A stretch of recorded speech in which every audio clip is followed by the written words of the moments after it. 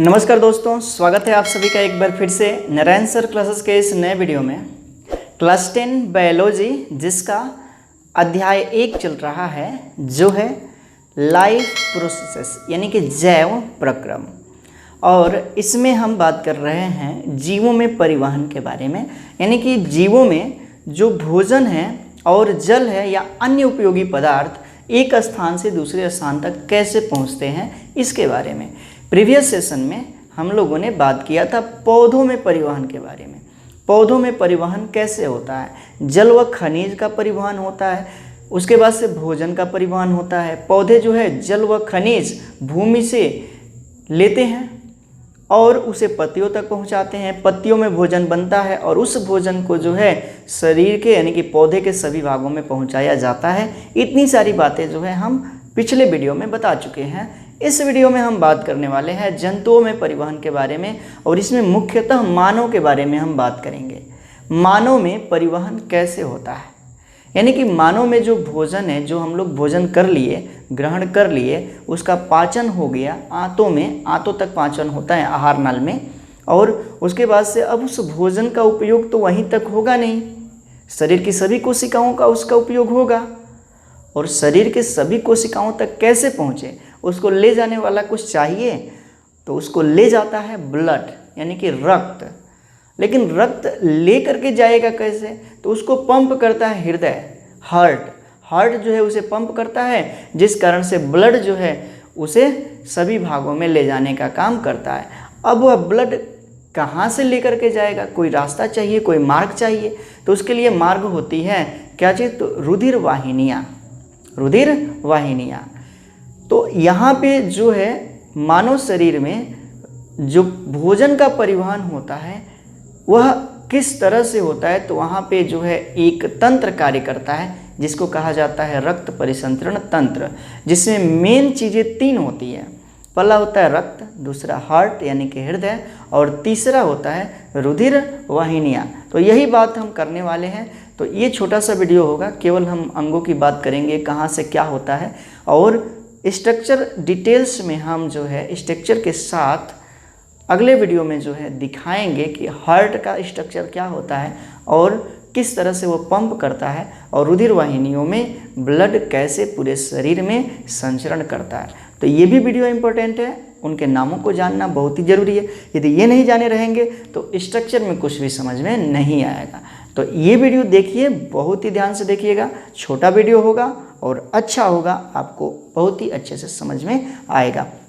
तो जंतुओं में परिवहन मुख्यतः मानव में, तो इसके लिए 3 मुख्य अंग होते हैं, 3 मुख्य ऑर्गन्स होते हैं, पार्ट होते हैं। एक है क्या चीज़, तो रक्त या रुधिर यानी कि ब्लड, रक्त या रुधिर यानी कि ब्लड। उसके बाद से दूसरा होता है हृदय, हार्ट। ये क्या करता है, तो पंप करता है, जिस कारण से रुधिर जो है एक स्थान से दूसरे स्थान तक जाता है। कहाँ जाता है, तो रुधिर वाहिनियों में यानी कि ब्लड वेसल्स में। ब्लड वेसल्स जो है 3 प्रकार की होती हैं, एक है धमनियाँ, दूसरा है शिराएँ, और तीसरा है रक्त केशिकाएँ यानी कि arteries, veins and blood capillaries. और इसी में जो है ब्लड पूरे शरीर में बहता है और एक कोशिका से दूसरी कोशिका में भोजन को पहुंचाने का काम करता है। तो यही मेनली 3 है, रक्त यानी कि रुधिर यानी कि ब्लड, हृदय हार्ट, रुधिर वाहिनियाँ अर्थात ब्लड वेसल्स। ब्लड वेसल्स 3 प्रकार की अभी हमने बताया, एक है आर्टरीज, दूसरा है वेन्स, और तीसरा है ब्लड कैपिलरीज यानी कि वाहिनियाँ, धमनियाँ, शिराएँ और रक्त केशिकाएँ। अब एक एक करके पढ़ लिया जाए। सबसे पहले रक्त के बारे में। ब्लड है क्या, तो ब्लड जो है तरल संयोजी उत्तक होता है, तरल संयोजी उत्तक होता है। तरल यानी कि जो बहता हो, तरल यानी कि जो बहता हो। और इसका रंग कैसा होता है, तो लाल होता है, लाल होता है। इसकी प्रकृति कैसी होती है, यह पदार्थ कैसा है, तो क्षारीय है, क्षार है, यानी कि इसका pH मान 7.4 होता है, इसका pH मान 7.4 होता है। और हमने बताया है केमिस्ट्री में कि जिसका pH मान जो है 7 से अधिक होता है वो क्षार होता है, यानी कि ये क्या है, तो क्षारीय है। अब आगे बात करते हैं, ये रक्त है और रक्त को दो भागों में बांट दिया गया है। एक है उसका द्रव वाला पार्ट, द्रव लिक्विड, और उसे कहा जाता है प्लाज्मा या प्लाविका। प्लाज्मा को हिंदी में प्लाविका कहा जाता है। और पूरे ब्लड का यह 55% बनाता है लगभग में। यह पूरे ब्लड का, हमारे शरीर में जितना भी ब्लड है उस सभी ब्लड का 55% क्या है, तो प्लाज्मा है, यानी कि प्लाविका है। दूसरा पार्ट आता है ब्लड का, वो ठोस भाग होता है। और ठोस भाग में क्या क्या आते हैं, आरबीसी, डब्ल्यूबीसी और प्लेटलेट्स, यानी कि red blood corpuscles or cells, white blood corpuscles or cells and platelets, ये ठोस होते हैं। उसके बाद से ये कितने पार्ट में होते हैं ब्लड का, तो 45% में, 45% में। तो अब ठोस भाग और द्रव भाग को पढ़ेंगे। सबसे पहले प्लाज्मा, ये ब्लड का द्रव पार्ट होता है। क्या होता है, तो द्रव भाग होता है, लिक्विड होता है, और यह रंग में हल्का पीला होता है। इसका रंग कैसा होता है, तो हल्का पीला।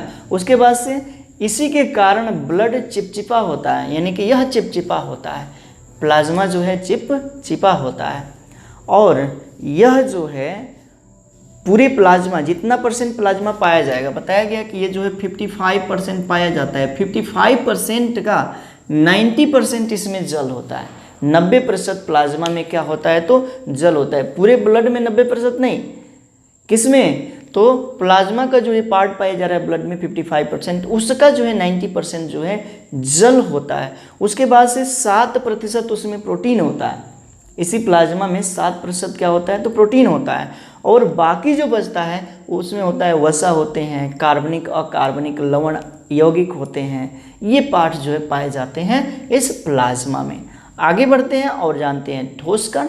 इसका ठोस कण क्या होता है, तो बताया गया आरबीसी, डब्ल्यूबीसी और प्लेटलेट्स, यानी कि लाल रक्त कोशिका या कणिका, जिसे कहेंगे आरबीसी, यानी कि रेड ब्लड कार्पल्स और रेड ब्लड सेल्स। उसके बाद से श्वेत रक्त कोशिका, यानी कि इसे कहेंगे डब्ल्यूबीसी, यानी कि क्या, तो व्हाइट ब्लड कार्पल्स और सेल्स। और तीसरा होगा रक्त पट्टी काणु, यानी कि ब्लड प्लेटलेट्स, ये होता है। अब इसी के बारे में अब हम डिटेल्स में पढ़ेंगे कि ये क्या होते हैं। तो सबसे पहले लाल रक्त कोशिका के बारे में, यानी कि आरबीसी के बारे में। ये है क्या, तो इसमें जो है एक प्रकार का विशेष प्रकार का प्रोटीन होता है, और उस प्रोटीन को कहा जाता है हीमोग्लोबिन। क्या कहते हैं, हीमोग्लोबिन। और इसी के कारण ब्लड लाल होता है, ब्लड रेड होता है, लाल होता है, किसके कारण, हीमोग्लोबिन के कारण। दूसरी बात कि यही हीमोग्लोबिन क्या करता है, O2 का वहन करता है, यानी कि O2 को कोशिकाओं में पहुंचाने का काम करता है। ऑक्सीजन को, वायु से जो हम लोग ऑक्सीजन लेते हैं श्वसन की क्रिया में, उसे जो है सभी कोशिकाओं में पहुंचाने का कार्य कौन करता है, तो यही हीमोग्लोबिन करता है। दूसरी बात कि इनकी ऐसी कोशिकाएं होती हैं, कोशिकाएं गोल होती हैं, किसकी, आरबीसी की, किसकी, तो आरबीसी की, यानी कि लाल रक्त कोशिका की। ये कोशिकाएं गोल होती हैं, लेकिन मनुष्य में ये ऐसी कोशिकाएं होती हैं जिनमें केंद्रक नहीं पाया जाता है। ये भी बात याद रखिए कि क्या आरबीसी में, आरबीसी की कोशिका में केंद्रक होता है, तो नहीं होता है। इसका अपना लाइफ पीरियड होता है, जीवन अवधि होता है, कितने दिनों तक यह जीता है, तो यह जो है 120 डेज जीता है, 120 डेज, यानी कि 4 मंथ इसका लाइफ होता है। उसके बाद से आगे चलते हैं डब्ल्यूबीसी, यानी कि श्वेत रक्त कोशिका या श्वेत रक्त कणिका। तो सबसे पहली बात कि रंग विहीन होता है, यानी कि रंगहीन होता है, इसमें रंग नहीं होता है। दूसरी बात कि इसकी संख्या बहुत कम होती है, किसकी तुलना में, तो ये आरबीसी की तुलना में। आरबीसी की संख्या बहुत अधिक होती है और इसकी जो संख्या होती है बहुत कम होती है। तीसरी बात कि ये ऐसा क्या है, तो इसकी संख्या कम है। यह ऐसी कोशिका होती हैं जो रोगाणुओं से लड़ती हैं, यानी कि बाहर से रोग हम लोगों के शरीर में आता है तो उससे लड़ने का कार्य करती हैं, डब्ल्यूबीसी, यानी कि श्वेत रक्त कोशिका। दूसरी बात कि इसका जो जीवन अवधि होता है कितने दिनों का होता है, तो इससे बहुत कम दिन होता है। लगभग में 1 वीक यानी कि 1 सप्ताह, 1 सप्ताह या इससे भी कम दिन इसकी जीवन अवधि होता है। यानी कि ऐसी कोशिकाएं 1 सप्ताह बाद मर जाती हैं, मृत हो जाती हैं। ठीक, आगे चलते हैं, प्लेटलेट्स के बारे में जान लेते हैं। प्लेटलेट्स है क्या? तो ये भी जो है ब्लड का एक पार्ट है, ठोस कण का एक पार्ट है, और इसका रंग जो होता है पीले रंग का होता है। ये प्लेटलेट्स जो है क्या होता है? तो पीले रंग का होता है। आपने सुना होगा कि किसी का डेंगू हो गया है, किसी को डेंगू हो गया है तो क्या है, उनकी प्लेटलेट्स बहुत कम हो गया है। तो डेंगू होने पर प्लेटलेट्स बहुत ही अधिक मात्रा में कम होता है। प्रत्येक दिन जो है 50,000 से 1 लाख प्लेटलेट्स कम होते हैं। एक सामान्य व्यक्ति में प्लेटलेट्स की मात्रा कितनी होती है? तो 4 से 5 लाख होती है। डेंगू होने पर 50 से 1 लाख कम हो जाती हैं प्रत्येक दिन, यानी कि प्लेटलेट्स की मात्रा बहुत ही कम हो जाती हैं। यदि व्यक्ति के शरीर में 50,000 प्लेटलेट्स बच गई हैं तो उसको सांस लेना मुश्किल हो जाता है, यानी कि वह सांस नहीं ले पाता है। इसके लिए क्या करते हैं डॉक्टर लोग कि अलग से बाहर से मशीन द्वारा उसमें प्लेटलेट्स डालते हैं, यानी कि प्लेटलेट्स को जो है प्रवाहित किया जाता है किसमें? तो जिसमें प्लेटलेट्स की कमी हुई है, जिसको डेंगू रोग हुआ है। तो ये है प्लेटलेट्स। बहुत ही भारी मात्रा में इसकी गिरावट होती है जब डेंगू रोग हो जाता है। इसका कार्य क्या है? तो इसका कार्य होता है खून का थक्का बनने नहीं देता है, खून का थक्का बनने नहीं देता है। क्या मतलब इसका? तो यह जो है जैसे कि कहीं से कट गया तो ब्लड निकलने लगता है थोड़ा थोड़ा करके, धीरे धीरे क्या होता है कि ब्लड निकलना बंद हो जाता है, वहाँ पे थक्का बन जाता है। वह किस कारण होता है? तो इसी प्लेटलेट्स के कारण होता है। ब्लड में प्लेटलेट्स हैं और यह वायु के संपर्क में आता है तो उस ब्लड का थक्का बना लेता है, जिससे कि ज़्यादा देर तक ब्लड बाहर नहीं निकलता है। तो ये बात होती है प्लेटलेट्स की। तो प्लेटलेट्स क्या करता है? तो हम लोगों के शरीर में ब्लड का थक्का बनाता है, शरीर के अंदर नहीं बनाता है। जब ब्लड बाहर निकलता है तब ये जो है ब्लड जो है रक्त का थक्का बनाता है। इतनी बातें हैं, ये बातें जो है आप याद रखिए। इसके बाद से जो है अगले वीडियो में हम हार्ट के बारे में स्ट्रक्चर बना करके बताएंगे, किस तरह से मनुष्य शरीर में रक्त परिसंचरण होता है। स्ट्रक्चर के साथ अगले वीडियो में हम बात करेंगे। तो इस वीडियो में इतना ही रहने देते हैं। उम्मीद है कि आपको ये जो है वीडियो अच्छा लगा होगा। यदि वीडियो अच्छा लगता है तो आप जो है ज़रूर बताइएगा कि वीडियो अच्छा लगा और सब कुछ समझ में आया। और एक बात और कि आप जो है हमारे इस चैनल पर नए हैं तो चैनल को सब्सक्राइब कर लीजिएगा, बेल आइकन को प्रेस कर दीजिएगा और इसे अपने मित्रों में ज़्यादा से ज़्यादा शेयर कर दीजिएगा, क्योंकि यहाँ पे जो है हम आपका कंप्लीट सिलेबस करवाएंगे, यानी कि जो NCERT है उसका कंप्लीट सिलेबस जो है आपके एग्ज़ाम से पहले ला करके दे देंगे। तो मिलते हैं अगले वीडियो में, तब तक के लिए thank you, thanks for watching. जुड़े रहिए नारायण सर क्लासेस के साथ।